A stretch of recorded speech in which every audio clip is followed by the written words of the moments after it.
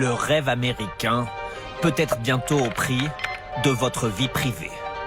Dans 2 mois, si la nouvelle réglementation est confirmée, il faudra obligatoirement révéler ses comptes sur les réseaux sociaux pour rentrer aux États-Unis.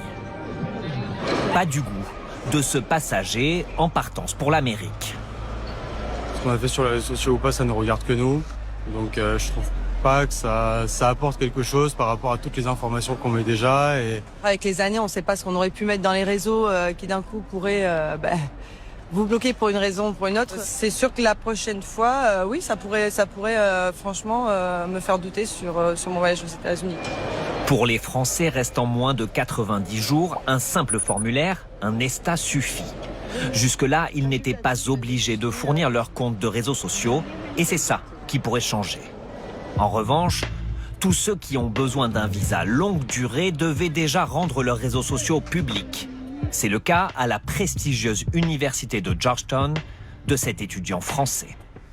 Quand on m'a demandé de mettre mes réseaux en public, ça m'a gêné en fait. Je me suis dit qu'on allait vraiment me regarder, qu'on allait me scruter, et c'est pas du tout un sentiment qui est agréable. Et ce n'est pas tout.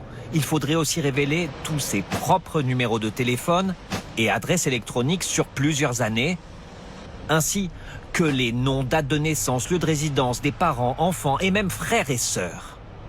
Nous voulons la sécurité, nous voulons nous assurer que nous ne laissons pas entrer les mauvaises personnes dans notre pays.